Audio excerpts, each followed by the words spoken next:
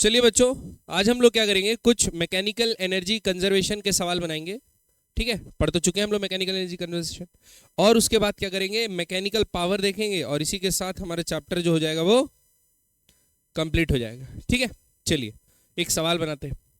A block is placed on top of a plane. Block is placed on top of a, अच्छा mechanical energy conservation पता है ना कि work energy theorem से ही आता है। जैसे work done by non conservative force plus work done by conservative force बराबर क्या होता है, चेंज इन काइनेटिक एनर्जी। अगर नॉन कंजर्वेटिव कोई वर्क डन हो रहा नहीं है, मतलब फ्रिक्शन विक्शन सब चीज एब्सेंट है, तो ये क्या हो जाता है, जीरो।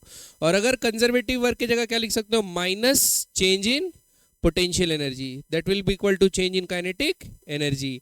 या मैं बोल सकता हूं change in kinetic plus change in potential बराबर जीरो। तो इसको क्या बोलते हैं बच्चों, conservation of mechanical energy. Clear बात। डायरेक्शन से कोई मतलब नहीं होता क्योंकि ये भी स्केलर ये भी स्केलर, लेकिन वर्क डन निकालते समय फोर्स का डायरेक्शन देख के रखना है, तो थोड़ा सा लोचा होता है।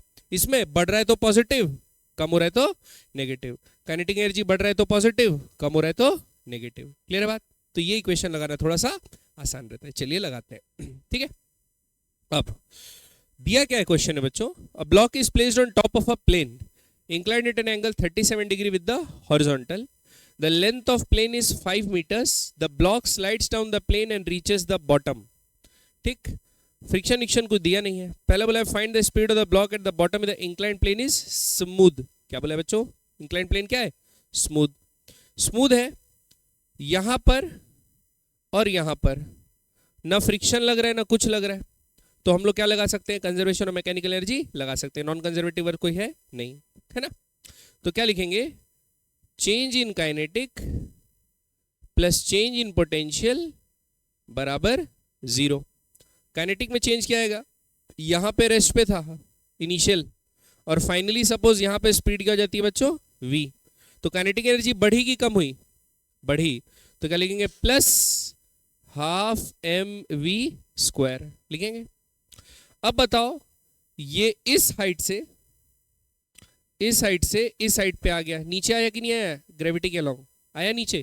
तो अगर ये नीचे आया तो पोटेंशियल जी बढ़ा कि कम हुआ, कम हुआ। तो क्या लिखेंगे, माइनस एम जी, और जितना हाइट ये नीचे आया बच्चों, ये 5 है और ये 37 है, तो ये कितना हो जाएगा, 3। साइन 37 बराबर 3/5। आ रही बात समझ में। तो साइन 37 3/5, तो ये 3 मीटर आ जाएगा, 3 बराबर क्या लिखेंगे, 0। एम से एम क्या होगा बच्चों, कट जाएगा, तो वी स्क्वायर का वैल्यू क्या आ जाएगा, 2g3, समझ गए ना। तो इसका वैल्यू क्या आ जाएगा, 60 का अंडर रूट, ये क्या आ जाएगा, वेलोसिटी। समझ में आया कि नहीं है बच्चों, पक्का। अगला बोला है find the speed of the block at the bottom if the coefficient of friction is 0.25। Clear है बच्चों। अब एक ये जरूर चीज चेक कर लेना बच्चों, tan म्यू का वैल्यू क्या है यहां, ऐसे सवाल बनाते समय tan म्यू का वैल्यू क्या होगा, tan इनवर्स म्यू, मेरा मतलब tan इनवर्स म्यू कितना होगा, तो ये है 0.25। 0.25 को 1/4 लिख सकते हैं। क्या लिख सकते हैं बच्चों, 1/4। तो अगर tan इनवर्स म्यू 1/4 है, तो म्यू कितना होना चाहिए, लगभग 1/4, मतलब 45 से तो छोटा ही रहेगा, 45 से छोटा रहेगा। और 30 पे 1/√3 रहता, उससे भी छोटा रहेगा, 1/√3 से भी छोटा रहेगा। बात समझ में आ रही कि नहीं आ रही है। तो स्लाइड हो रहा है, क्या हो रहा है बच्चों, स्लाइड हो रहा है, क्योंकि ये एंगल ऑफ रिपोज से बड़ा एंगल है। तो वो चेक कर लेना कि स्लाइड होगा भी कि नहीं होगा, नहीं तो फिर निकाल रहे हैं काइनेटिक एनर्जी बढ़िया से, है ना, ऐसा करना नहीं। अभी ये स्लाइड होगा तो काइनेटिक फ्रिक्शन वर्क डन करेगा। बात समझ में आई कि नहीं। तो बच्चों अब सेकेंड पार्ट के लिए क्या करते हैं, क्या आप कंजर्वेशन ऑफ मैकेनिकल एनर्जी लगा सकते हैं, नहीं। ये तो लिखेंगे ही लिखेंगे, लेकिन यहां पर क्या लिखना पड़ेगा, work done by non conservative force. तो work done by non conservative force बराबर change in KE plus change in PE. ठीक, तो work done by non conservative force कितना होगा, फ्रिक्शन फोर्स कितना लग रहा है, यहां से निकाल लेते हैं बच्चों। फ्रिक्शन कोफिशिएंट कितना दिया, 1/4।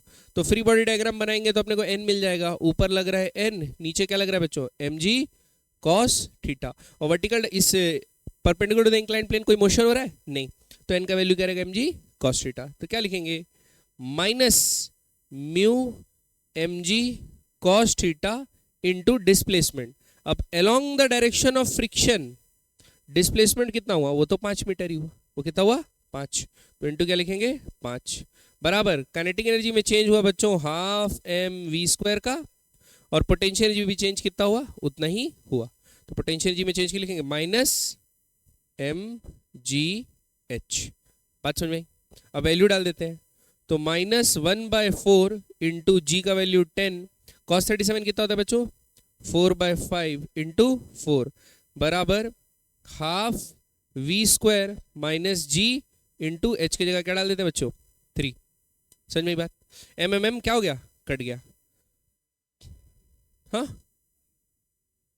कहाँ पे 5 है, अच्छा ये ना सॉरी ये 5 ठीक, 5 से 5 कट गया, 4 से 4 कट गया, क्या है बच्चों -10 बराबर, अच्छा ये क्या होगा जी इंटू 3 30 उधर जाएगा तो +30 +30 -10 20।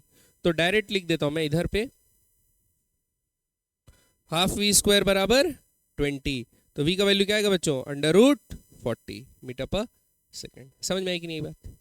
तो √60 से √40 क्योंकि कुछ एनर्जी कौन खा गया फ्रिक्शन खा गया, ठीक है। नॉन कंजर्वेटिव फोर्स हमेशा टोटल एनर्जी को कम करती है बच्चों, इसलिए उनको नेगेटिव करके अपन दूसरे साइड लिखते हैं। इधर लिखेंगे तो सबका सम 0 होना चाहिए ना, तो जो लॉस हो गया वो भी जोड़ेंगे तो 0, इसलिए नॉन कंजर्वेटिव फोर्स इधर लिखते हैं तो नेगेटिव लेते, ठीक है। बढ़िया आगे बच्चों, पक्का समझ में आएगी नहीं है? लेकिन अगर साथ में ही लिख दोगे तो प्लस में लिखना, साथ में लिख दोगे तो प्लस में लिखना। बढ़िया आगे नेक्स्ट एक क्वेश्चन और बनाते हैं। क्या बोला बच्चों, एक स्मूथ ब्लॉक है of mass m is release from rest from a height h, it slides and compresses the spring of stiffness k, find the maximum compression of the spring taking block spring a system, no external force is doing work on the system and non-conservative force is present, the mechanical energy should be conserved। हाँ बहुत अच्छे, ठीक है। तो क्या बोला है बच्चों, एक स्मूथ ब्लॉक एल है जिसको रेस्ट से रिलीज किया एट अ हाइट h, ठीक। तो इसका डायग्राम क्या है, इसका डायग्राम नहीं है लेकिन मेरे को पता है इसका डायग्राम है ना। तो ये यहाँ पर स्प्रिंग लगा हुआ है बच्चों अपने नेचुरल लेंथ पे, स्प्रिंग लगा हुआ है क्या पे अपने नेचुरल लेंथ पे, है ना। और ये यहाँ से एक ब्लॉक को स्लाइड किए हैं m मास का, जो कि कितने हाइट पे बच्चों जमीन से h हाइट पे। ये समझ में आ रहा है डायग्राम, h हाइट पे इसको छोड़े ऐसा स्लाइड कर रहा है, क्लियर है। अब यहां से चालू हो रहा है, क्या खत्म यहां पे होगा नहीं, ये इसको क्या करेगा कंप्रेस, सपोज कंप्रेस करके ये इसको मास यहां तक आ गया और घुसते घुसते घुसते मैक्सिमम कंप्रेशन कब आएगा, जब ये क्या पे आ जाएगा रेस्ट। तो ये रेस्ट पे आ गया और स्प्रिंग अपना इतना कंप्रेस हो गया, क्लियर बात। तो स्प्रिंग का कंप्रेशन देख लेते हैं कितना है, इतना है x, स्प्रिंग का कंप्रेशन कितना है x, क्लियर बात। और ये कितना हाइट से आ रहा है h, और बाकी फ्रिक्शन इक्शन इज एब्सेंट एवरीवेयर। तो बताओ ये इसको बोला 1 और इस पोजीशन को बोला 2, 1 और 2 पे कंजर्वेशन ऑफ एनर्जी लगा सकते हैं। तो वर्क एनर्जी थ्योरम लगाते हैं भाई, conservation mechanical energy kinetic energy plus potential energy का सम क्या होगा 0। अब बताओ यहां छोड़े तो क्या पे था रेस्ट पे, जब स्प्रिंग को कंप्रेस किया होगा तो वापस स्लो गया होगा, वापस क्या हो गया होगा स्लो के रुक गया होगा। तो काइनेटिक एनर्जी इनिशियल भी 0 फाइनल भी, तो चेंज इन काइनेटिक एनर्जी 0। अब पोटेंशियल एनर्जी का चेंज देखते हैं। तो पोटेंशियल एनर्जी बताओ ये h हाइट नीचे आया यहां पहुंच गया, तो भी वर्टिकल डायरेक्शन में ग्रेविटी के अलोंग तो h हाइट ही नीचे आया, तो पोटेंशियल एनर्जी कम हुई कि बढ़ी, कम हुई। तो क्या लिखेंगे बच्चों -mgh, ठीक। उसके बाद इसने स्प्रिंग को कंप्रेस किया, तो स्प्रिंग कंप्रेस हुआ तो स्प्रिंग की एनर्जी स्टोर होगी, कितनी एनर्जी स्टोर होती है, x कंप्रेस होता है तो प्लस हाफ के x²। अरे work done bye spring negative होता है, work done bye spring negative होता है, तो पोटेंशियल यूज का नेगेटिव होगा, work done by conservative force का नेगेटिव, समझ नेगेटिव पोटेंशियल, ये बात समझ में। तो ये हो गया बच्चों 0, तो 0 से इक्वेट करेंगे तो ये उधर जाएगा तो क्या हो जाएगा प्लस, और बीच में क्या जाएगा इक्वल। अब हमको x निकालना है तो क्या आएगा 2mgh/k का √, ये किसका वैल्यू आ गया बच्चों कंप्रेशन का वैल्यू आ गया। बात समझ में आई कि नहीं, पक्का क्लियर है। तो ऐसे ही बच्चों सिचुएशन को पढ़ना है और 2 पॉइंट मार्क कर देना है और दोनों के बीच कंजर्वेशन एनर्जी लिख देना है। यहाँ पर काइनेटिक पोटेंशियल का सम, यहाँ पे काइनेटिक पोटेंशियल का सम, ठीक, अभी मैं डायरेक्ट चेंज लिख दे रहा हूँ क्योंकि एक जगह दूसरा जीरो, एक जगह पहला जीरो है, ऐसा टाइप का। लेकिन ऐसा नहीं भी होगा तो भी आप क्या करेंगे, इनिशियल में एनर्जीज लिख देंगे, फाइनल में एनर्जीज लिख देंगे। ओके, बढ़े आगे बच्चों। एक और सवाल बनाए, चलिए देखते हैं। A block of mass m is suddenly released from top of a spring of stiffness constant k। ये अपने नेचुरल लेंथ पे था। क्या पे था बच्चों? नेचुरल लेंथ में। सडनली क्या किए? सडनली इसको छोड़ दिए, सडनली इसको छोड़ दिए। क्या क्या होगा बताना है। पहला, acceleration of block just after release. ठीक, तो बताओ अभी t इक्वल टू 0 पे स्प्रिंग क्या पे? अपने नेचुरल लेंथ पे। तो अगर अपने नेचुरल लेंथ पे है तो कोई भी इसमें x का तो कंपोनेंट है नहीं, x कुछ हुआ ही नहीं है, डिफॉर्मेशन, तो कोई स्प्रिंग फोर्स लगेगा। तो इस m को कौन सा फोर्स लगेगा? सिर्फ mg। तो इसका एक्सेलरेशन कितना होगा? g डाउनवर्ड इनिशियली, थोड़े समय बाद नहीं होगा लेकिन इनिशियली क्या होगा बच्चों? g downward. ये समझ में आया कि नहीं आया? पक्का। दूसरी चीज, find the compression in the spring at equilibrium. अब कई बच्चे ना इस स्थिति में कंफ्यूज होते हैं। यहां पर ये इक्विलिब्रियम बोला है तो क्या ये रेस्ट पे आ जाएगा कि नहीं आएगा, ये सोचते हैं बच्चे। बच्चों अगर कोई ऑब्जेक्ट इक्विलिब्रियम पे आया है इसका ये मतलब नहीं है कि वो रेस्ट पे है, ये बात याद रखोगे। ठीक, वो रेस्ट पे इसका ये मतलब नहीं है। इक्विलिब्रियम का मतलब होगा सम ऑफ ऑल द फोर्सेस उस पे क्या लग रही है? 0। क्लियर है बात?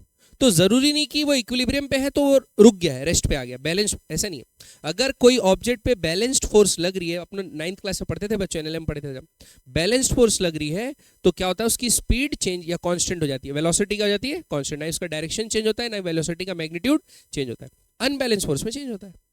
ठीक, तो आप खुद बताओ अगर आप इसको रिलीज किए तो क्या होगा? ये नीचे आना चालू करेगा नीचे आना। तो क्या होगा? इसकी पोटेंशियल एनर्जी कम हो रही है। जो पोटेंशियल एनर्जी कम हो रही है ना, वो किस में बट रही है? एक तो स्प्रिंग में जो एनर्जी है वो स्टोर हो रही है, प्लस ये नीचे मूव कर रहा है तो काइनेटिक एनर्जी भी क्या हो रही है? बढ़ रही है। तो जब तक ये इक्विलिब्रियम पे आएगा, इक्विलिब्रियम पे क्या होगा? नेट फोर्स बराबर 0। तब तक कुछ ना कुछ वेलोसिटी ये गेन कर लेगा कि नहीं कर लेगा? है कि नहीं? तो इक्विलिब्रियम पे जरूरी नहीं कि ये रेस्ट पे आ जाए, इक्विलिब्रियम पे आने के बाद भी और ज्यादा कंप्रेस भी कर सकता है। बात समझ में आ रही कि नहीं आ रही? ये बात हमेशा याद रखना। ठीक, अब जब भी आपको इक्विलिब्रियम बोले तो नेट फोर्स को क्या करना है बच्चों? 0। तो अब ये क्या होगा? इसमें दो फोर्सेस ही लग रहे हैं। एक तो लग रहा है mg डाउनवर्ड कॉन्स्टेंटली, फिर जब ये नीचे आते जाएगा इसको ये क्या करते जाएगा बच्चों? कंप्रेस। ये कंप्रेस करते जाएगा तो इसको ऊपर से क्या लगेगा? kx0। क्या फोर्स लगेगा बच्चों? kx0। मतलब सपोज ये नीचे आ गया कितना? x0। नीचे आ गया कितना बच्चों? x0। क्लियर है? तो x0 है तो यहां पर अपन क्या लिख सकते हैं? kx0 बराबर mg। तो इक्विलिब्रियम पोजीशन पे कंप्रेशन क्या रहेगा? mg by k। ये बात आप लोग को समझ में आई कि नहीं आई बच्चों? पक्का? ये अपनी इक्विलिब्रियम पोजीशन पे रहेगा। ओके, ठीक। अब what is the maximum compression in the spring? तो बताओ क्या इक्विलिब्रियम पोजीशन जो निकाले वही मैक्सिमम कंप्रेशन है कि अभी और नीचे जाएगा? और नीचे जाएगा ना, क्योंकि इक्विलिब्रियम पे नेट फोर्स 0 हो गया मान के चलो, डाउनवर्ड फोर्स कांस्टेंट था और अपवर्ड फोर्स धीरे धीरे बढ़ने लगा। क्यों धीरे धीरे बढ़ने लगा? धीरे धीरे कंप्रेशन हो रहा था। और इक्विलिब्रियम में क्या हो गया? डाउनवर्ड फोर्स और अपवर्ड फोर्स बराबर हो गया। तो एक्सीलरेशन 0 हो गया, मैं मानता हूं, लेकिन वेलोसिटी जो गेन कर लिया है जब तक डाउनवर्ड फोर्स बढ़ा था तो वो तो 0 नहीं हुआ है ना। तो अभी डाउनवर्ड जब तक वेलोसिटी 0 नहीं हो जाता वो कहां जाएगा? नीचे जाएगा। क्लियर है बात? तो अगर मान लो मैं इसको पोजीशन 1 लेता हूं, क्या लेता हूं? पोजीशन 1, और फिर मैं लेता हूं ये नीचे जाएगा जाएगा जाएगा, जहां तक जाएगा हमको नहीं पता, वहां तक जाएगा जहां तक वापस इसका वेलोसिटी क्या नहीं हो जाता बच्चों? 0। बात समझ में आई कि नहीं? तो अब ये एक्सटेंशन कितना होगा? x। ये x मैक्सिमम होगा। क्या होगा बच्चों? x maximum. अब यहां और यहां के लिए क्या लगाते हैं? Conservation of energy. तो बच्चों इक्विलिब्रियम पोजीशन के लिए हमेशा एनएलएम यूज करोगे, फोर्स का इक्वेशन, ठीक। और मैक्सिमम कंप्रेशन या ये सब के लिए आप कंजर्वेशन ऑफ एनर्जी यूज करोगे, ज्यादा आसान पड़ेगा। याद रहेगा ये नोट? चलिए अब लगाते हैं कंजर्वेशन ऑफ एनर्जी। तो कंजर्वेशन ऑफ मैकेनिकल एनर्जी क्या होता है बच्चों? Change in kinetic plus change in potential बराबर 0। वो बोला ये यूज करो क्योंकि अपना क्या है, कोई भी नॉन कंजर्वेटिव फोर्स तो लग नहीं रहा, सारे कंजर्वेटिव फोर्सेस है, तो अपन ये यूज कर सकते हैं। अब काइनेटिक एनर्जी में चेंज क्या होगा, 1 पे काइनेटिक एनर्जी क्या थी, फाइनली काइनेटिक एनर्जी क्या हो जाती है, जब मैक्सिमम कंप्रेशन हो जाएगा तब भी तो 0 होगी, उसके बाद फिर ऊपर शूट करेगा क्योंकि अपवर्ड फोर्स बढ़ जाएगी। ठीक है, तो क्या बोलते हैं, काइनेटिक एनर्जी जो हो गई वो हो गई 0, काइनेटिक एनर्जी का चेंज ही नहीं हो रहा, इनिशियल फाइनल दोनों सेम है। क्या पोटेंशियल एनर्जी में कमी आ रही है? अच्छा, अब पोटेंशियल एनर्जी कितनी है यहाँ पर, 2, एक तो स्प्रिंग पोटेंशियल एनर्जी भी बढ़ रही है और दूसरा ग्रेविटेशनल पोटेंशियल एनर्जी भी कम हो रही है, क्योंकि हाइट में नीचे आ रहे हैं ना, कितना नीचे आया बच्चों, x, तो पोटेंशियल एनर्जी कम होगी कि बढ़ेगी, ग्रेविटेशनल पोटेंशियल एनर्जी कम होगी, तो क्या लिखेंगे -mgx।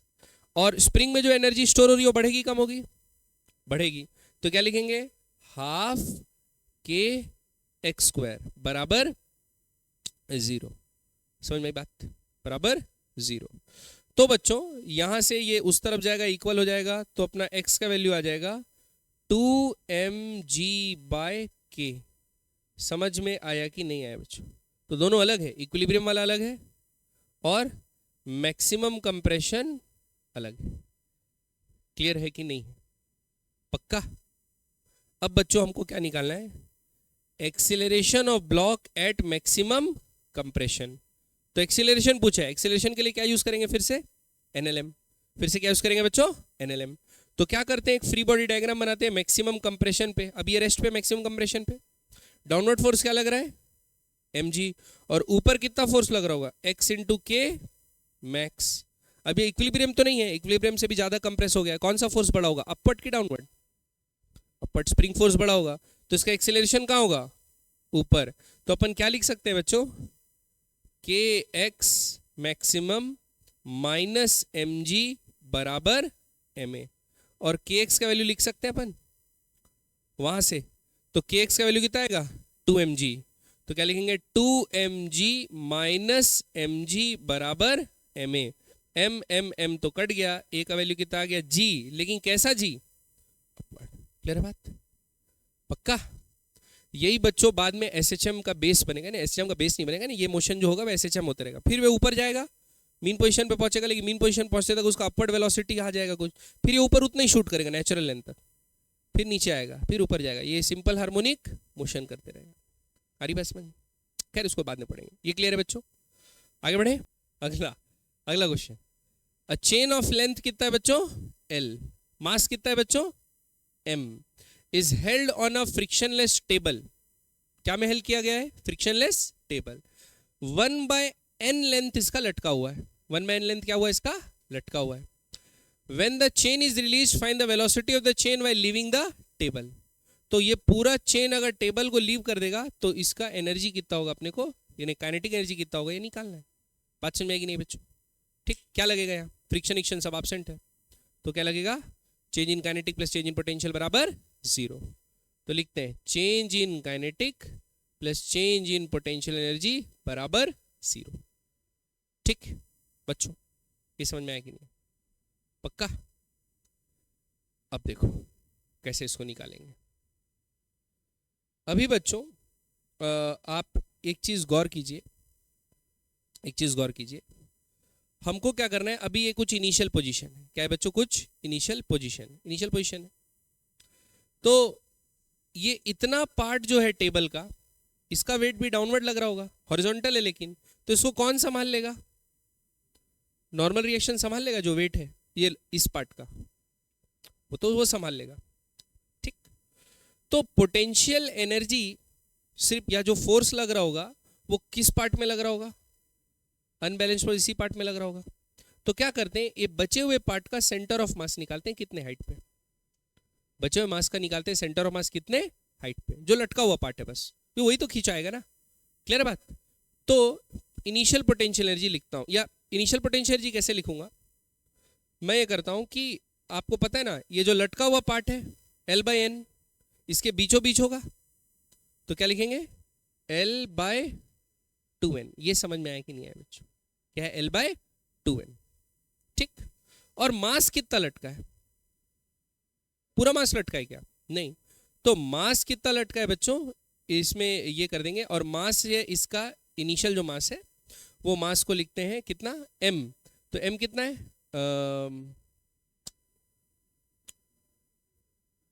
समझ गए ना, क्या समझ गए m बाई एल क्या है, मास पर यूनिट लेंथ इंटू क्या कर देंगे, लटका हुआ पार्ट, तो l बाय n। तो ये सब दोनों एल एल क्या हो जाएगा, कट जाएगा, तो मास क्या आ जाएगा बच्चों, m बाय n। ये बात समझ में आई कि नहीं आया, पक्का क्लियर है, नहीं समझ में आया, पक्का। अब तो सपोज ये एक पॉइंट है, अब जब सपोज बच्चों पूरा चेन लटक जाएगा, क्या लटक जाएगा, पूरा चेन, ये पूरा चेन अब लटक गया, तो पूरे का लेंथ कितना हो जाएगा, l, और पूरे का मास कितना हो जाएगा, m, और अब सेंटर ऑफ मास कितने हाइट पे रहेगा, l बाई 2 पे रहेगा, क्या पे रहेगा बच्चों, l बाई 2। तो बच्चों ये जो था l by 2n, l by 2n, कहां से l बाई 2n, यहां से l बाई 2n से कहां पहुंच गया, l बाई 2 पहुंच गया कि नहीं पहुंच गया, बात समझ में आई कि नहीं है, l बाई 2n से कहां पहुंच गया, l बाई 2, l बाई 2 पहुंच गया। तो पोटेंशियल एनर्जी में कमी आया कि नहीं आया, पोटेंशियल एनर्जी में क्या आया बच्चों, कमी आया। तो वो पोटेंशियल एनर्जी में जो कमी आया वही क्या होगा, गेन इन काइनेटिक एनर्जी। तो चेन का वेलोसिटी पता चल जाएगा कि नहीं पता चल जाएगा, बात समझ में आ रही है। तो देखो अब निकालते हैं फाइनल पोटेंशियल एनर्जी कितना था, क्या निकालते हैं, क्योंकि फाइनल मैंने इनिशियल करना है। तो फाइनल पोटेंशियल एनर्जी होगा बच्चों, अच्छा इसको आप क्या ले लो, जीरो, क्या ले लो बच्चों, जीरो, जीरो ले सकते हैं, मजा नहीं आएगा लेकिन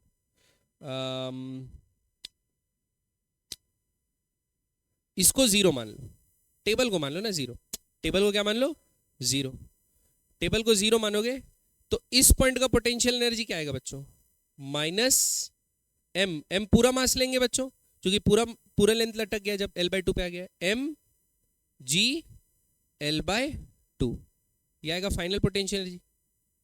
फॉर्मूले का क्या लगेगा, माइनस माइनस माइनस क्या आएगा, इनिशियल पोटेंशियल एनर्जी, तो यहां से नीचे आया तो कितना होगा बच्चों, ये m बाय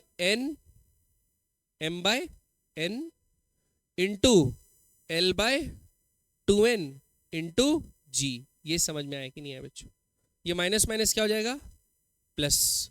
तो ऐसा लिख देते हैं m l g by 2n square minus m l g by 2, या change in potential energy plus change in kinetic energy कितना है, काइनेटिक एनर्जी तो बढ़ा, हाफ एम वी स्क्वायर बराबर क्या होगा, जीरो, और हाफ पूरा m लटक गया तो पूरे m का मास लेंगे, वेलोसिटी लेंगे, ये वाला।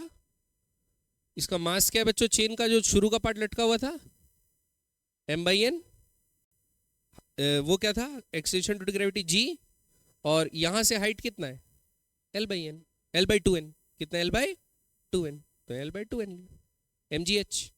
तो ये जीरो था, नीचे आऊंगा तो नेगेटिव होगा, इसलिए माइनस में लिया, बात समझ में आएगी नहीं, पक्का क्लियर है। तो बच्चों यहां से m m m क्या हो गया, कट गया, उधर जाएगा v स्क्वायर, तो इधर आ जाएगा बच्चों v स्क्वायर, इधर जाएगा तो ये आ जाएगा lg by 2 minus lg by 2n square, तो v का वैल्यू आ जाएगा l बाई 2 कॉमन आएगा, g माइनस g भी कॉमन आ जाएगा, lg by 2 1 minus 1 by n square, और पूरे का क्या चढ़ जाएगा बच्चों, अंडर रूट। समझ में आई बात, पक्का क्लियर है कि नहीं। तो बच्चों चेन का पार्ट लटका हुआ है, उसको ऐसे बनाएंगे हम लोग, ओके। तो याद रखना जब लटका हुआ पार्ट है उसी का मास लेना है, जब mgh लिख रहे हो, पूरे का नहीं लेना, क्लियर है, बढ़े आगे, पक्का। अगला सवाल ये आ गया बच्चों, पुली सिस्टम। आप लोग को ये पता है ना कंस्ट्रेंट कि कोई पार्ट x नीचे आता है, पुली से जुड़ा हुआ है, तो दूसरा पार्ट कितना नीचे आएगा, ऊपर आएगा, ये सब आपको सिखा चुका हूं। चलो अब जल्दी से बताओ मेरे को, ये बोला है क्वेश्चन में, अगर मैं इसको मास को x नीचे खींचता हूं, कितना नीचे खींचता हूं बच्चों, x, तो बताओ स्प्रिंग में एक्सटेंशन कितना होगा, x बाई 2 होगा, 2x होगा, क्या होगा बताओ। क्या टेक्निक सिखाया हूं मैं, निंजा टेक्निक।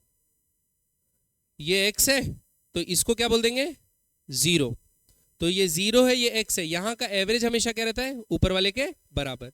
तो ये नीचे जा रहा है, नीचे जाने को मैं पॉजिटिव लेता हूं, तो मैं लिख सकता हूं x प्लस 0/2 बराबर x डैश। तो x डैश कितना आ गया बच्चों, x/2। ये समझ में आया कि नहीं आया, पक्का? h डैश बराबर क्या आ गया बच्चों, x/2। मतलब अगर ये x नीचे जाएगा तो स्प्रिंग कितना स्ट्रेच होगा, x/2। क्लियर? अब a body of mass m hangs by an extension string, passes over a smooth mass. The pulley is fitted with a light spring of stiffness k as shown in figure. If the body is released from rest and the spring is released, calculate the maximum elongation of the spring. तो maximum elongation कब होगा, maximum elongation तब होगा जब ये पूरा system rest से चालू और वापस क्या में आ जाए, रेस्ट में आ जाए। ठीक, वापस क्या में आ जाए बच्चों, रेस्ट में आ गए। तो यहां पर 1 और यहां पे क्या होगा बच्चों, 2। ठीक, तो रेस्ट से रेस्ट पे आ गया तो काइनेटिक एनर्जी का चेंज क्या होगा, 0। रेस्ट से रेस्ट में आ गया तो काइनेटिक एनर्जी का चेंज क्या होगा बच्चों, 0। मैक्सिमम पूछा ना, मैक्सिमम जब भी कंप्रेशन पूछे तो रेस्ट से क्या में आ रहा होगा, रेस्ट पे। अब change in kinetic energy plus change in potential energy बराबर 0। काइनेटिक एनर्जी का चेंज तो 0 है। पोटेंशियल एनर्जी कौन कौन सी चेंज हो रही है, एक तो ये नीचे आ रहा है और दूसरा ये एक्सटेंड हो रहा है, तो इसमें एनर्जी स्टोर हो रहा होगा, ये नेचुरल लेंथ से चेंज हो रहा है ना, और इसमें एनर्जी कम हो रही होगी, स्प्रिंग पोटेंशियल।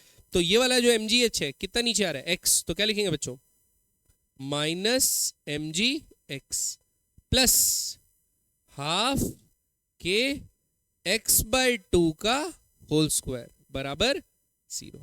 बात समझ में आएगी नहीं? तो ये क्या आ जाएगा बच्चों, 1/8 kx² बराबर mg(x). एक x कट गया, x बराबर क्या आया, 8 mg/k। ये समझ में आएगी नहीं है बच्चों, पक्का? क्लियर है? तो ये याद रखना बच्चों, ये फॉर्मूला ना, शॉर्टकट मेथड, या आप जो भी आप खुद देखो, मान के चलो ये x नीचे आता, तो भाई अगर ये x नीचे आया तो ये स्ट्रिंग की लंबाई में चेंज आना चाहिए, x यानी पुली x नीचे आ गया तो पुली के इधर और इधर x की कमी आनी चाहिए, लेकिन इधर तो कमी आ नहीं सकती, तो पूरी कमी किधर आएगी, इस तरफ। तो ये x नीचे आया तो 2x नीचे जाएगा, या ये x/2 नीचे आया तो x नीचे जाएगा, वही केस है। क्लियर है बात? तो जैसा आप चाहे वैसा बना सकते हैं, ड्रॉ करके, तो बताया ना, इससे आप वो लेंथ लिख के स्ट्रिंग का लेंथ को कांस्टेंट कर दो, जो भी करो आप, जैसे जैसे आपको अच्छा लगता है। आगे बढ़े, पक्का? ऊपर से तो नहीं गया बच्चों? नेक्स्ट, अब लिखो बच्चों मैकेनिकल पावर। एक बार देख लेते हैं रिकॉर्डिंग सुचारू रूप से चल रही है कि नहीं चल रही है, कि मैं रिकॉर्डिंग का बटन दबाया हूं कि भी नहीं दबाया हूं। हाँ चल रही है बच्चों, ठीक है, लैग तो नहीं हो रहा। हाँ, अब लिखिए बच्चों मैकेनिकल पावर। ठीक, तो पावर बच्चों सिंपली छोटी कक्षा में हम लोग पढ़े हैं, बड़ी कक्षा में भी वही है, कुछ बदलेगा नहीं। Rate of doing work. अब वर्क कोई इंस्टेंटेनियस चीज तो है नहीं बच्चों, वर्क कोई इंस्टेंटेनियस चीज है नहीं, स्मॉल हो सकता है लेकिन इंस्टेंटेनियस चीज तो है नहीं। तो अपन जो भी वर्क कर रहे हैं, कितने समय में कर रहे हैं, उससे हम लोग पावर निकाल सकते हैं। अगर हम वो बोलते हैं कि अगर हम लोग एक सेम काम को करने में ज्यादा समय ले रहे हैं तो हमारा पावर कम है, और सेम काम को करने में कम समय ले रहे हैं, जल्दी कर दे रहे हैं, तो पावर क्या है, ज्यादा। तो मैं बोल सकता हूं power is inversely proportional to time जिसमें वो वर्क किया गया है। तो अगर प्रोपोर्शनल साइन हटाना है तो क्या लगेगा बच्चों, इक्वल साइन, और यहां कांस्टेंट क्या है, वर्क, तो क्या लिख दिया, वर्क बाय टाइम। बात समझ में आई कि नहीं? तो पावर बराबर क्या होगा बच्चों, वर्क अपॉन टाइम। अब पावर को बच्चों दो कैटेगरी में बांटा जा सकता है, दो टाइप्स होते हैं इसके। एक होगा एवरेज पावर और एक होगा बच्चों इंस्टेंटेनियस पावर। भाई इंस्टेंटेनियस वर्क नहीं होता लेकिन इंस्टेंटेनियस पावर जरूर होता है। एवरेज पावर क्या होगा, सब जानते हैं, पी एवरेज होगा बच्चों नेट वर्क डन जो इंटरवल में किया। अगर इंटरवल आप बहुत बड़ा लेते हैं, इंटरवल क्या लेते हैं आप, बहुत बड़ा लेते हैं, तो net work done by time interval क्या होगा आपका, एवरेज पावर। तो टोटल वर्क डन कितना हुआ निकाल लेना है, इसमें समय कितना लगा वो निकाल लेना है, दोनों को आपस में क्या कर लेना है, डिवाइड। इसके लिए आपको काइनेटिक्स यूज हो सकता है, इक्वेशन ऑफ मोशन, एक्सीलरेशन, उससे टाइम निकालना, डिस्प्लेसमेंट निकालना, ये सब यूज हो सकता है। इंस्टेंटेनियस पावर क्या होगा बच्चों, अगर आप एक इंस्टेंट पे वर्क कर रहे हैं तो आप क्या करेंगे, limit delta t tends to क्या कर देंगे बच्चों, 0, मतलब डेल्टा टी एकदम 0 के करीब है, बहुत ही इन्फाइनेटली स्मॉल। तो बच्चों delta W by delta T क्या बन जाएगा, D W by D T बन जाएगा कि नहीं बन जाएगा? भाई स्मॉल इंटरवल चेंज क्या होता है, infinitely small change D T, और उस इन्फाइनेटली स्मॉल टाइम इंटरवल में आपका बहुत छोटा सा वर्क हुआ डी डब्ल्यू। इसको क्या बोल देंगे बच्चों, पी इंस्टेंटेनियस, इंस्टेंटेनियस पावर। क्या बोलेंगे बच्चों, इंस्टेंटेनियस पावर। ठीक, चाहे तो एक फॉर्मूला भी निकाल सकते हैं इंस्टेंटेनियस पावर के लिए। पी इंस्टेंटेनियस क्या लिखा मैं, डी डब्ल्यू बाय डी टी। तो सपोज उस इंस्टेंट पे फोर्स लग रहा है इस पे एफ, तो इंस्टेंटेनियस फोर्स हो गया बच्चों एफ इनटू उस वक्त इसका डिस्प्लेसमेंट हुआ फोर्स के कारण छोटा सा, कितना, ds डिवाइडेड बाय क्या है, dt। तो f ds बाय dt क्या होगा बच्चों, f इंटू वी। अब ये दोनों वेक्टर क्वांटिटी है कि नहीं है, मतलब प्रोडक्ट कौन सा होगा, क्योंकि dw fs cos थीटा होता है ना, तो ये भी cos थीटा तो हो गई। तो ये क्या हो गया, पावर क्या हो जाएगा बच्चों, इंस्टेंटेनियस वेलोसिटी, उस इंस्टेंट पे ऑब्जेक्ट की क्या वेलोसिटी है का डॉट प्रोडक्ट किसके साथ, फोर्स के साथ। ये हो गया बच्चों आपका इंस्टेंटेनियस पावर। याद रहेगा कि नहीं रहेगा, पक्का, ठीक है। तो पावर के क्वेश्चन में बच्चों वर्ड डन निकाले हैं, बस एक एक्स्ट्रा टाइम इंटरवल निकाल के उसको डिवाइड करना रहता है, और उससे ज्यादा हम लोग को कुछ करना नहीं रहता। एकदम इजी घटिया से सवाल रहते हैं इसके, चलिए बना लेते हैं। ठीक, यूनिट बहुत जरूरी, यूनिट क्या है, बहुत जरूरी। क्या है यूनिट, हाँ, वर्क को क्या में नापते हैं बच्चों, जूल्स। टाइम को क्या में नापते हैं, सेकेंड। तो इसको क्या बोलेंगे बच्चों, वॉट। क्या बोलेंगे, वॉट। ठीक, तो इसका यूनिट होगा वॉट। और एनर्जी का जो यूनिट होता है ना, काइनेटिक एनर्जी, पोटेंशियल एनर्जी, अपन जूल लेते हैं, उसको वॉट सेकंड भी बोल सकते हैं। तो अगर अपने को जूल जो होता है बहुत छोटा यूनिट होता है, तो बड़ा यूनिट अगर एनर्जी का लेना है तो किलो वॉट आवर। याद है ना, 3600 5 ठो वो 36 × 10 का पावर 5 था ना, जूल्स बराबर 1 किलोवाट आवर। ठीक है, छोड़ो उसको बाद में पढ़ेंगे। ये समझ में आया, इतना चीज क्लियर है। Next, an insect of mass m moves up along a hanging stationary thread with acceleration a. Find the power delivered by the gravity after a time t. बच्चों ये a से ऊपर जा रहा है, a से ऊपर जा रहा है, तो इसका वेलोसिटी कितना होगा कुछ समय बाद, इनिशियली रेस्ट पे था मान के चल, कितना होगा वेलोसिटी, 80। वेलोसिटी कितना होगा किसी टी टाइम पे, 80। और ग्रेविटेशनल फोर्स क्या लग रहा होगा किसी टी टाइम पे, mg।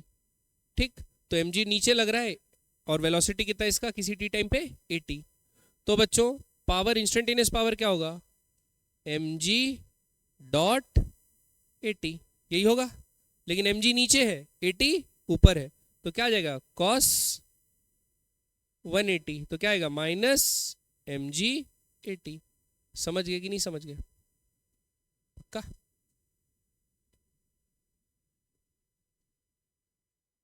बढ़े आगे। तो इंस्टेंटेनियस के लिए वेलोसिटी निकालनी पड़ती है बच्चों, ds बाई डी टी, तभी तो ds में f मल्टीप्लाई करूंगा तो dw आएगा। ठीक है, अगला एन एलिवेटर। एलिवेटर का मास क्या है बच्चों, बड़ा m। A person of mass छोटा m is moving upward with uniform velocity v. What is the power delivered by the elevator? Power delivered by the elevator. ठीक, तो बच्चों ग्रेविटी इस इंसान के ऊपर कुछ वर्क कर रही कि नहीं कर रही, कर रही है। तो जो ये लिफ्ट लगी हुई है ना लिफ्ट, तो ये इंजन से ये सपोज इसमें टी टेंशन लग रहा होगा तब ये ऊपर जा रहा है, और ये टी किसके बराबर होगा, m प्लस एम जी के बराबर होगा कि नहीं होगा, टी किसके बराबर होगा, m प्लस एम। क्यों, क्योंकि वेलोसिटी क्या है, कांस्टेंट, तो एक्सेलरेशन 0 है, तो अपवर्ड फोर्स बराबर डाउनवर्ड फोर्स, होगा कि नहीं होगा। तो वर्क डन बाय ग्रेविटी कितना है, या पावर किसी भी टी टाइम पे पावर जो ग्रेविटी की ले रही है वो कितना होगा, minus m plus m g into v. तो अगर इतना वेलोसिटी मेंटेन करके रखना है, ये तो पावर नेगेटिव है, तो उतनी पावर क्या किसको डिलीवर करना पड़ेगा, लिफ्ट को। तो पावर डिलीवर्ड बाय लिफ्ट कितना होगा, प्लस में m plus m g into v. ये समझ में आया कि नहीं है बच्चों। ठीक, तो अगर कोई एक वर्क कर रहा है और दूसरा उस वर्क को खा रहा है या नेगेटिव वर्क कर रहा है, कंजर्वेटिव फोर्सेस है, तो आप क्या कर सकते हो, वो कंजर्वेटिव फोर्सेस के कारण आप वर्क डन निकाल लो या पावर निकाल लो, उसको उल्टा कर दो तो वर्क डन बाय जो एक्चुअल जो बाकी फोर्सेस है वो आ जाएगा, गिवन ये कांस्टेंट वेलोसिटी से चल रहा है। या फिर ऐसा नहीं तो फिर पूछेगा वेलोसिटी एट एन इंस्टेंट पूछ देगा, तो वो इंस्टेंटेनियस वेलोसिटी मल्टीप्लाई करना पड़ेगा। क्लियर बात, समझ में आएगी नहीं है? ये रेफरी नहीं है, ये पी लिफ्ट है ना, ठीक है। आगे बढ़े, नहीं समझ में आया बच्चों? अगला, a body is thrown with a velocity v0 at an angle θ0 with the horizontal. बहुत बढ़िया। अब कलर चेंज कर लेता हूं, पिंक से अच्छा नहीं लगता लिखना। अब तो एक वेलोसिटी v0 से एंगल कितना बच्चों, θ0 से थ्रो किया गया। Find instantaneous power delivered by gravity after a time t measured from the instant of projection. Clear बात, पक्का? तो बच्चों टी टाइम बाद वेलोसिटी निकालते हैं। इसके दो कंपोनेंट होंगे वेलोसिटी के, कौन कौन से? हॉरिजॉन्टल और वर्टिकल। क्या हॉरिजॉन्टल वेलोसिटी कोई वर्क करेगी? एफ डॉट वी होता है ना, पावर, पावर का होता है बच्चों एफ डॉट वी।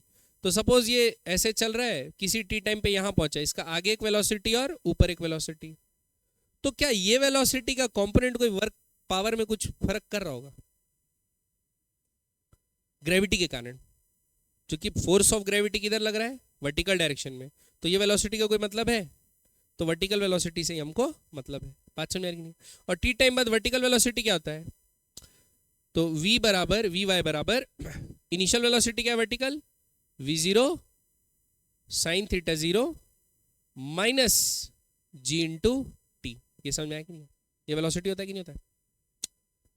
अरे प्रोजेक्टाइल मोशन पढ़े हो ना यार, भूल तो नहीं हो? ठीक, तो ये वेलोसिटी।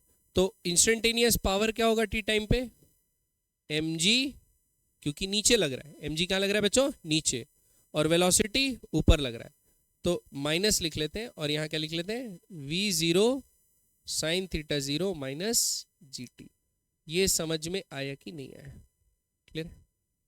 अब ये टी टाइम जितना बढ़ते जाएगा हो सकता है ये टर्म भी खुद नेगेटिव हो जाए, होता है ना, जब वापस आने लगता है तो वेलोसिटी नीचे हो जाता है नीचे, और जब नीचे हो जाएगा वेलोसिटी तो क्या होगा, वर्क डन पावर जो है पॉजिटिव हो जाएगा। तो शुरू में पावर नेगेटिव रहेगा, बाद में पावर पॉजिटिव हो जाएगा। आ रही बात समझ में? और अगर ग्राफ बनाने बोलेगा तो कैसे बनेगा ग्राफ? क्लियर बात?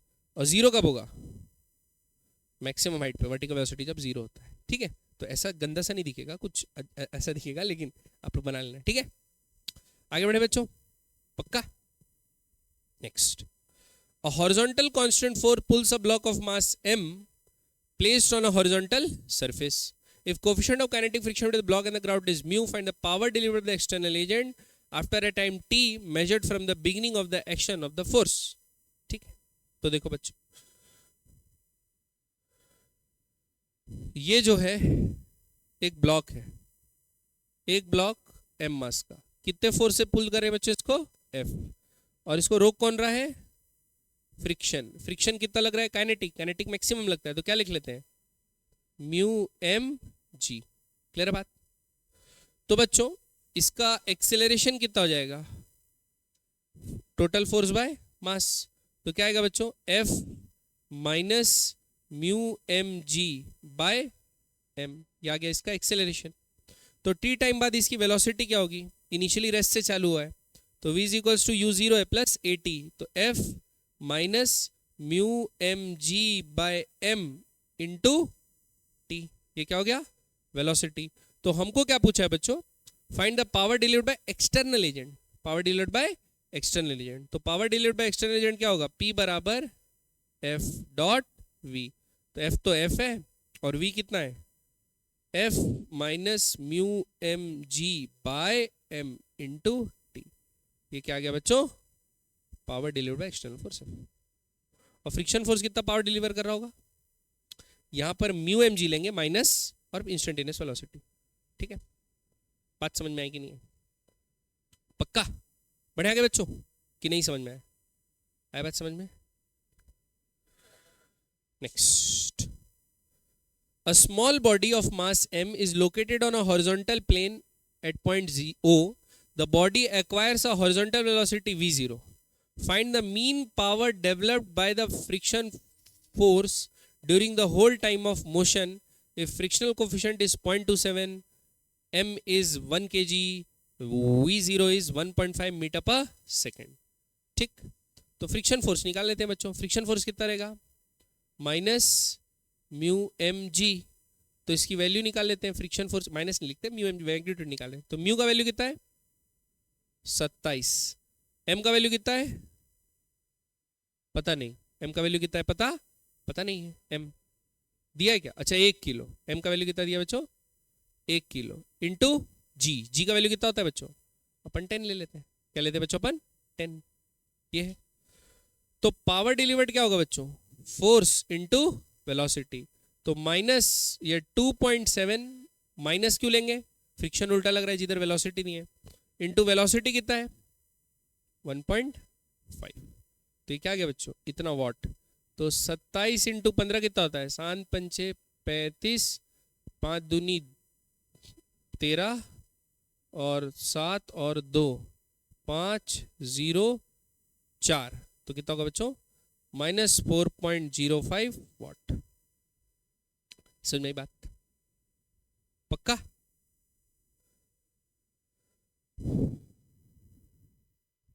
अब ये क्या था बच्चों? Instantaneous power initial. क्या था? Instantaneous power initial. ये बात समझ में आएगी नहीं है? पक्का? अब आपको निकालना है एवरेज पावर पूरे जर्नी के लिए। तो एवरेज पावर कैसे निकालते हैं? Total work done by total time. Clear बात? Total work done by total time. तो ये वर्क डन कब तक करेगा? इसके रुकते तक। वर्क डन कब तक करेगा बच्चों? इसके रुकते तक। इंस्टेंटेनियस पावर इनिशियली वैसे निकाले। अभी वर्क डन कब तक करेगा? इसके रुकते तक। तो रुकते तक का अपन दो चीज निकालते हैं। एक तो डिस्प्लेसमेंट, तब तो वर्क डन पता चलेगा। तो डिस्प्लेसमेंट होगा बच्चों कैसा? डिस्प्लेसमेंट कैसा होता है? v is equal to u plus sorry s is equal to u t plus half a t square. तो क्या लिखेंगे? v0 into 1.5। अच्छा v0 ही 1.5 sorry 1.5 into t minus half. Acceleration कितना होगा बच्चों? म्यू जी इंटू क्या बच्चों? T square. ये बात समझ में आई कि नहीं? ये हो गया डिस्प्लेसमेंट। क्या हो गया बच्चों? डिस्प्लेसमेंट। ठीक। तो बच्चों टोटल वर्क डन कितना होगा? Minus mu m g into, अरे यार मैं ये क्यों कर रहा हूं? एवरेज वर्क डन तो मैं नॉर्मल इससे बिना इसके भी निकाल सकता हूं, बिना इसके भी निकाल सकता हूं। वर्क एनर्जी थ्योरम लगा रहा हूं। यहां पर सिर्फ कौन सा एक नॉन कंजर्वेटिव फोर्स लग रहा है? तो बच्चों क्या होगा? Work done by non conservative force बराबर चेंज इन काइनेटिक एनर्जी होगा। कंजर्वेटिव फोर्स तो कोई है ही नहीं, है तो भी वर्क कर नहीं रही है क्योंकि वर्टिकल है ना। तो work done by non conservative force बराबर क्या होता है? Change in kinetic energy. तो work done by friction direct निकालो ना, काइनेटिक एनर्जी का चेंज। तो इनिशियल कितना था? फाइनल कितना होगा? रेस्ट पे आ गया 0। इनिशियल कितना था? माइनस हाफ m 1.5 का स्क्वायर। ये समझ में आया कि नहीं है बच्चों? तो उसको 3/2 लिख सकते हैं। तो आ जाएगा बच्चों 3/8 जूल्स। कितना है वर्क डन? -3/8 जूल। डायरेक्ट आ गया, वो यूटी एटी हाफ एटी निकालने की जरूरत नहीं। अच्छा 9 ना, 9 कौन बोल रहा है? 1 -9/8 जूल। क्लियर बात? इतना वर्क हुआ बच्चों। इतना क्या हुआ? वर्क। अब इस वर्क में समय कितना लगा? वर्क में समय कितना लगा? तो समय के लिए क्या करते हैं? कितने देर पे रेस्ट पे आ जाएगा? तो फाइनल वेलोसिटी 0 होना है, इनिशियल वेलोसिटी है 3/2 माइनस एक्सीलरेशन कितना होगा बच्चों? म्यू जी। म्यू का वैल्यू है 0.27, जी का वैल्यू है 10 इंटू टी। तो यहां से बच्चों 3/2 बराबर क्या आएगा?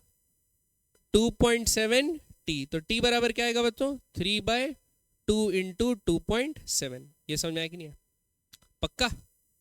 तो बताओ बच्चों एवरेज या मीन पावर कैसे निकालेंगे? Total work done which is -9/8 divide by time which is 3/2 into 2.7। समझ में आई बात? 3.9 जा रहा है बच्चों, 2 4 जा रहा है बच्चों, 9 9 जा -8.1/4 -8.1/4। ठीक है। तो ये इतना वॉट। समझ में आएगी नहीं है बच्चों? तो ये क्या हुआ? Average power. क्लियर है? तो आप हमेशा इक्वेशन ऑफ मोशन मत सोचा करो, ऐसा कर लो कि वर्क एनर्जी थ्योरम से भी तो निकल सकता है ना वर्क डन, तो वहां से भी निकालने की कोशिश कर लो अगर आसान पड़ रहा है तो। इसमें आसान पड़ रहा था, मैं टाइम निकालता, टाइम डालता, वहां से एस निकालता, फिर फोर्स मल्टीप्लाई करता, और वो फोर्स तो कांस्टेंट है, डिस्प्लेसमेंट वर्क डन निकालता, फिर टाइम डिवाइड, तो बहुत लंबा समय लगता है इसमें डायरेक्ट निकालने। बढ़िया क्या बच्चों? नेक्स्ट अगला, एक कार मास 500 केजी का कितने स्पीड से चल रही है? 36 kilometre in a straight road unidirectionally, doubles it speeds in 1 minute, find the power delivered by engine. Engine power deliver कर रहा है, उसके कारण कुछ वर्क हो रहा होगा, तो वर्क कितना हो रहा है? Change in kinetic energy. Work done कितना हो रहा है बच्चों? Change in kinetic energy. तो काइनेटिक एनर्जी पहले कितनी थी? 36 इंटू 5/18 कर लेते हैं बच्चों। 18 कितना जा? 2 जा, तो 5 2 जा 10 मीटर पर सेकेंड। तो इनिशियल वेलोसिटी ये है, तो फाइनल वेलोसिटी कितनी हो जाएगी? 20 metre per second, double seat speed. ठीक, तो चेंज इन काइनेटिक एनर्जी कितनी होगी? Half into 500 into final velocity का स्क्वायर माइनस इनिशियल वेलोसिटी का स्क्वायर। ये क्या होगा? Work done by engine. Work done by engine. Friction इक्शन कुछ दिया नहीं है, नहीं तो वो भी माइनस करते, लेकिन इतना होगा वर्क डन बाय इंजन। तो 2 कितना जाएगा बच्चों? 250। 220 का स्क्वायर 400, 400 माइनस 100 300, तो 250 इंटू 300 जूल। कितने समय में? 1 मिनट में। तो पावर अगर निकालना है तो क्या से डिवाइड करने का बच्चों? टाइम। टाइम कितना? 60। तो 0 से 0 कट गया, 6 5 जा 25 5 जा 6250 वॉट। तो ये क्या है बच्चों? Power delivered by engine. समझ में आई बात? तो यहां भी वर्क डन कैसे निकाले? Change in kinetic energy. Clear है बच्चों बात? आगे बढ़े। नेक्स्ट अगला, an automobile of mass m starts from rest while the engine supplies a constant power P। Engine जो पावर सप्लाई कर रहा है वो कांस्टेंट है P। Find its position and instantaneous velocity with respect to time. बहुत simple है, देखो power constant है बोल दिया बच्चों। पावर क्या है? कांस्टेंट। पावर बराबर क्या होता है? इंस्टेंटेनियस पावर P किसी भी t टाइम पे, फोर्स इनटू वेलोसिटी होगा। तो पावर बराबर क्या होगा? MAV होगा बच्चों, मास इनटू एक्सेलरेशन। तो पावर बराबर होगा m, a को क्या लिखते हैं बच्चों? dv/dt into v। अब इसको उधर भेज देते हैं, तो बच्चों ये आएगा, देखो p/m dt बराबर vdv। वेरिएबल सेपरेट कर लिए, ये दोनों तो कांस्टेंट है, कांस्टेंट वाले को t के साथ भेज दिए और dv को v के साथ भेज दिए। अगला काम क्या होता है बच्चों? लिमिट लगाना, इंटीग्रेशन करना और लिमिट लगाना। जब समय 0 था तो इनिशियल वेलोसिटी क्या थी? रेस्ट पे बोला है। जब समय t हो जाता है वेलोसिटी कितनी हो जाती है? v। तो ये कितना आएगा बच्चों? p/mt आएगा। क्या आएगा बच्चों? p/mt का t होता है, और ये कितना आएगा? v²/2। तो v² का वैल्यू क्या आया? 2pt/m। तो v का वैल्यू क्या आया? 2pt/m का अंडर रूट। समझ में आई कि नहीं है बच्चों? पक्का? ये क्या आ गई आपकी? वेलोसिटी। अब हमको क्या निकालना है? पोजीशन। भाई velocity as a function of time आ गया है, पोजीशन कैसे निकालते हैं? एक बार और इंटीग्रेट करके, तो क्या लिख देंगे? ds/dt बराबर 2pt/m का पावर 1/2। ठीक, तो टाइम और कांस्टेंट वाले को उस तरफ ले जाओ, s को इधर ले जाओ, तो क्या आएगा? ds बराबर 2p/m का पावर 1/2। इसको अलग कर देता हूं, ये कांस्टेंट है, और रूट t को इधर कर देता हूं, और साथ में क्या लिख देता हूं? dt। ठीक, आ रही बात समझ में? अब मान के चलो जब समय 0 था पोजीशन क्या थी? 0। मान लो पोजीशन 0 थी, और जब समय t होता है पोजीशन क्या हो जाती है? x या s जो भी ले लो। तो यहां से बच्चों x बराबर क्या आएगा? 2p/m का पावर 1/2 इंटू रूट टी का इंटीग्रेशन क्या होता है, रूट टी, ये होगा टी का पावर 1/2, 1/2 प्लस 1 बाय 1/2 प्लस 1, तो होगा 2/3 टी का पावर 3/2।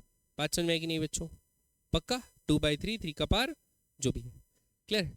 अच्छा, अगर ये 2 और 3 को रूट के अंदर भेजोगे तो क्या हो जाएगा, ये 2 का स्क्वायर हो जाएगा ना जब रूट के अंदर जाएगा, तो क्या जाएगा 8p/9m, 3 अंदर जाएगा तो 9 हो जाएगा, का होल पावर 1/2 टी का पावर 3/2। ये क्या गया बच्चों, पोजीशन। समझ आएगी नहीं, पक्का?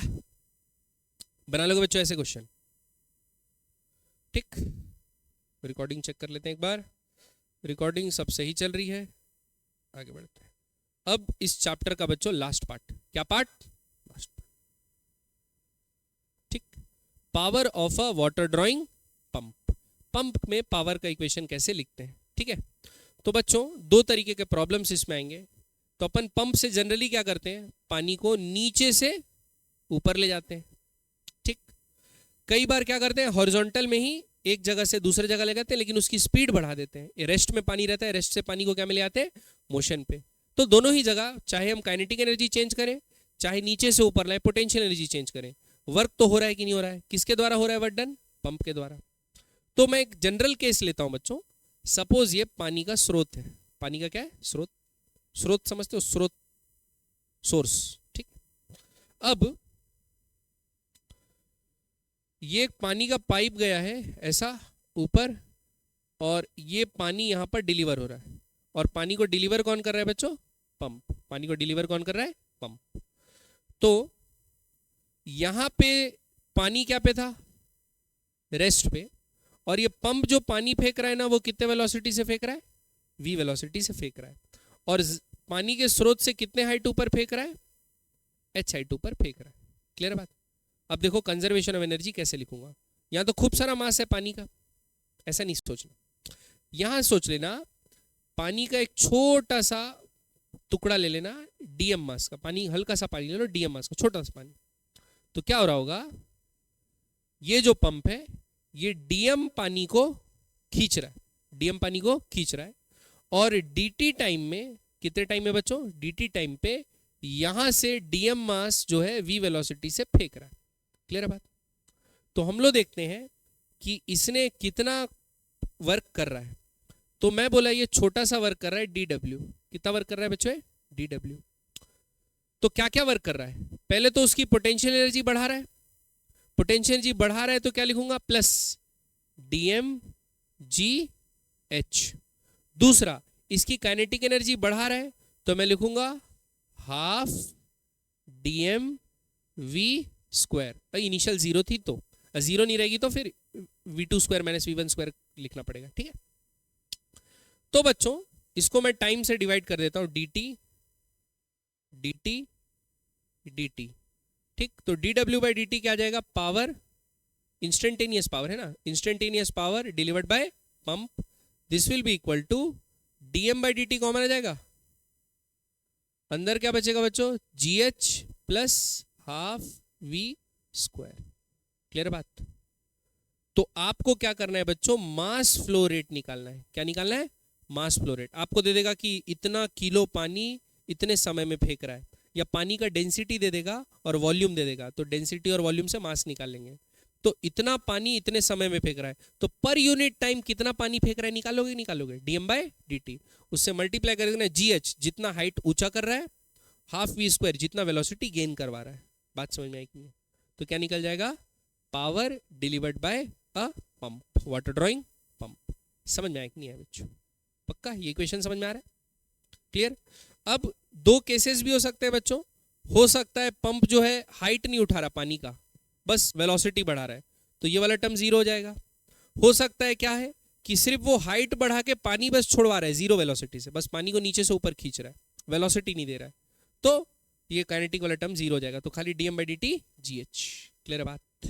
पक्का? एक आध सवाल बना के देखें। देखिए, अ वाटर पंप रेटेड, अच्छा हाँ एक और चीज, और हर पंप की क्या होती है बच्चों, एक एफिशिएंसी होती है। क्या होती है बच्चों, एक एफिशिएंसी। एफिशिएंसी का मतलब होता है कि ये थर्मोडायनेमिक्स में पढ़े ना, कि आपको आउटपुट कितना मिल रहा है बाय आप इनपुट कितना दे रहे हो, और अगर परसेंटेज में है डिफाइंड तो इनटू 100 कर देते हैं। परसेंटेज में भी होता है, पॉइंट में भी होता है। पॉइंट में तो 100 नहीं लगा ना, तो परसेंटेज, ठीक है। तो आउटपुट क्या मिल रहा है, ये जो पानी में काम हो रहा है ये तो आउटपुट है। अब पंप को इलेक्ट्रिक एनर्जी हम लोग देते हैं इनपुट में, या जो भी एनर्जी हम लोग दे रहे हैं इनपुट में। तो पंप सपोज 400 वाट का है, लेकिन वो अपनी सपोज 50% एफिशिएंसी से काम कर रहा है। तो 400 वाट का पंप तो है, लेकिन एक्चुअल में यूजफुल पावर कितना यूज हो रहा है, 50%। तो 200 वाट, कितना, 200 वाट। तो ये वाले पी में 200 वाट रखेंगे, जो वर्क पंप कर रहा है उसमें 200 वाट लिखेंगे। ये हमेशा लिखना आउटपुट वाला पावर होगा। क्लियर है बात। आउटपुट पावर तो वही बोलेंगे ना, जितना काम ही हमको करके दिया, जितना हाइट ऊपर चढ़ाया, जितना वेलोसिटी गेन करवाया, तो वो। और जो एक्चुअल रेटेड पावर रहता है वो क्या रहता है, पूरा पावर, जो इलेक्ट्रिक एनर्जी या जो भी चीज इसको दे रहे हैं हम। बात समझ में आई कि नहीं, ठीक। अब देखिए, अब पंप पावर रेटेड 400 वाट है बच्चों। रेटेड कितना है, 400 वाट। तो ये है इनपुट पावर, इसको इतना देना पड़ता है 400 वाट, ठीक है। Has an efficiency of 75%। अब समझ में आ गया। तो बच्चों ये आउटपुट कितना देता होगा पावर, 75/100 इंटू 400, इतना ही देता होगा। तो 75 4 जा 300। तो सिर्फ कितने वाट पावर मिल रहा है अपने को, 300 watt. If it is employed to raise water through height of 40 metre, find the volume of water drawn in 10 minutes. ठीक। तो बच्चों हमको ये पता चल गया, ये 300 जूल पर सेकेंड काम कर रहा है। बात समझ में आएगी नहीं। जो एक्चुअल वर्क वो कितना कर रहा है, 300 जूल पर सेकेंड। तो 300 जूल पर सेकेंड अगर ये वर्क कर रहा है तो 10 मिनट में कितना वर्क करेगा, 300 जूल पर सेकेंड इंटू 10 इंटू 60। तो सेकेंड से सेकेंड कटेगा, तो बच्चों कितना होगा, 6 3 जा 18, 1 2 3 4, 1 2 3 4। इतना जूल वर्क करेगा कि नहीं करेगा बच्चों, इतना जूल वर्क करेगा।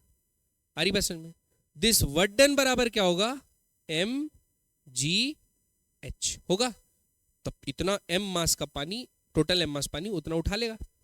तो मास ऑफ वाटर तो अपने को पता नहीं, g का वैल्यू अपन 10 लेते हैं, h का वैल्यू कितना लेते हैं बच्चों, 40। तो आएगा 18, 1 2 3 4, 2 0 से कट गए। 4 कितना जा रहा है, ये 4 से जाएगा ना बच्चों, 4 से जाएगा। तो आधा होता है 900, 60 450, तो कितना आ गया बच्चों, 450। तो कितना मास पानी का फेंक चुका है, 450 किलो। लेकिन हमको निकालना है वॉल्यूम। तो वॉल्यूम बराबर क्या होता है बच्चों, मास बाय डेंसिटी। तो मास दिया है 450, और पानी की डेंसिटी कितनी होती है, अबे वो ग्राम पर सेंटीमीटर क्यूब में होती है।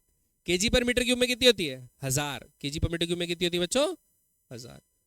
एक तो कितना आएगा, 0.45 मीटर क्यूब पानी फेंक चुका। नहीं समझ में आया, पक्का।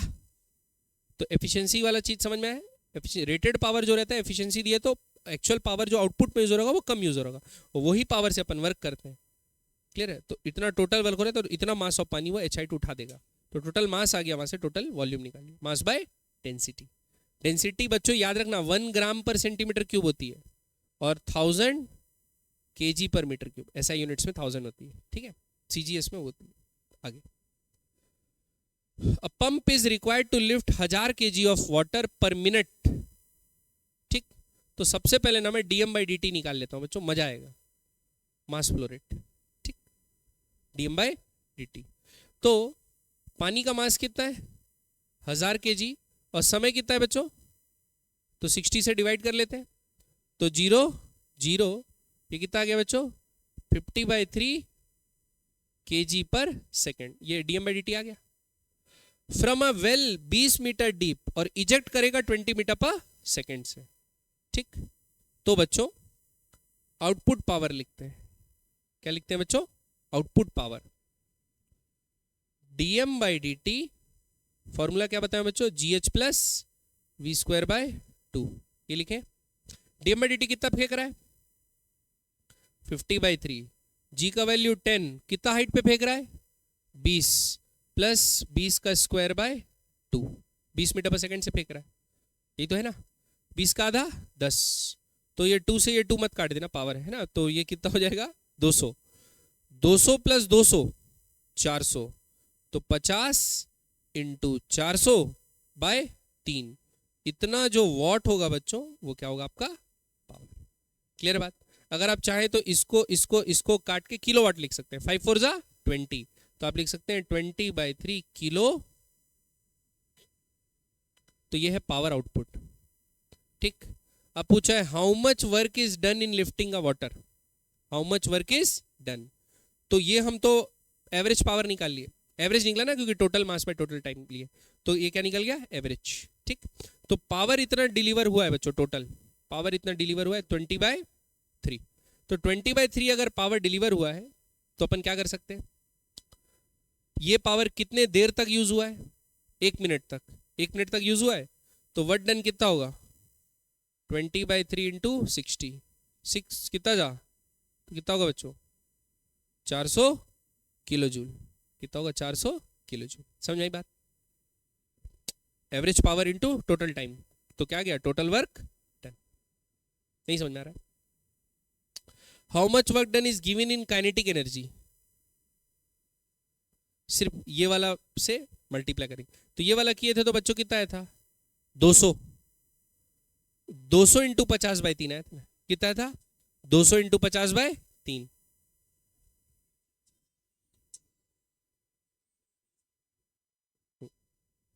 तो मम्मी के फोन में बात कर लो। हाँ, तो ये वाला बच्चों सिर्फ काइनेटिक एनर्जी का वर्क डन आया, तो वो निकालेंगे कितना? 50/3 इंटू वी स्क्वायर बाय 2, 200 आया था ये बच्चों, कितना था? 200, तो ये कितना हो जाएगा? 10, तो 10/3 किलोवाट, कितना आ जाएगा बच्चों? 10/3 किलोवाट। इसको कैसे करेंगे? 1 मिनट से मल्टीप्लाई कर देंगे, तो कितना आ जाएगा बच्चों? 200 किलो जूल। क्लियर है? Horse power of engine required for this purpose, horse power, तो बच्चों हॉर्स पावर पूछा है, ये वॉट में, एक हॉर्स पावर कितना वॉट होता है? खुद भूल गया हूं मैं, कुछ ऐसा होता है 782 या 780 कुछ वॉट होता है, मेरे को याद नहीं, 760 कुछ ऐसा वॉट होता है। ये वॉट बराबर क्या होता है? एक हॉर्स पावर। ठीक है, जल्दी से गूगल, मेरा मोबाइल दे, तू मेरा मोबाइल क्यों ले ली? क्या बोल रही मम्मी? पढ़ाई मत करो। वाह वाह वाह,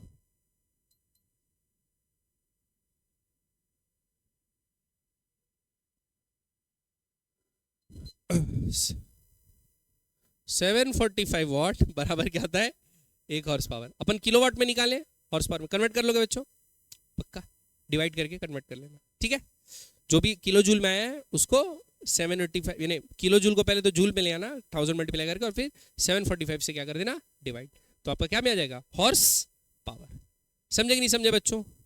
इसी के साथ हमारा जो चैप्टर था कार्य शक्ति ऊर्जा, नहीं उल्टा बोल दिया, कार्य शक्ति ऊर्जा, खत्म हो गया। ठीक है, तो ये चैप्टर बच्चों फेयरली थोड़ा सा इजी है, अगर आपका एनएलएम और काइनेटिक्स अच्छा है तो ये चैप्टर का एकदम इजी। ठीक है, बस एनर्जी कंजर्वेशन लगाओ, इसकी भी जैसे अपन वही मिड टर्म स्प्लिटिंग सीखते हैं उसकी आदत होती है धीरे धीरे, वैसी वर्क एनर्जी पावर लगाने की भी आदत होगी। ठीक, तो छोटी छोटी बारीकियां याद रखना, भाई स्प्रिंग का खासकर ध्यान देना कि स्प्रिंग का जो पोटेंशियल एनर्जी चेंज होता है वो अगर नेचुरल लेंथ से एक्स डिफॉर्म हो रहा है तब हाफ के एक्स स्क्वायर होगा, नहीं तो हाफ के एक्स फाइनल का स्क्वायर माइनस एक्स इनिशियल का स्क्वायर, बस वो चीज ध्यान देना है। और फिर एनएलएम में लगा के तो ये सीखे हो कि अगर एक मास पुली सिस्टम है तो कितना नीचे आ रहा है तो कितना ऊपर जा रहा है, भाई मास ग्रेविटी के अलॉन्ग नीचे आ रहा है वही वाला ग्रेविटेशन पोटेंशियल एनर्जी लेना है। नॉन कंजर्वेटिव फोर्स हमेशा नेगेटिव वर्क कर रही है, उसको दूसरे तरफ लिखना है इक्वेशन के, ये सब चीजें आप ध्यान देना। पक्का? तो ये चैप्टर क्या हो गया बच्चों? खत्म। क्लियर? और कुछ बताना है?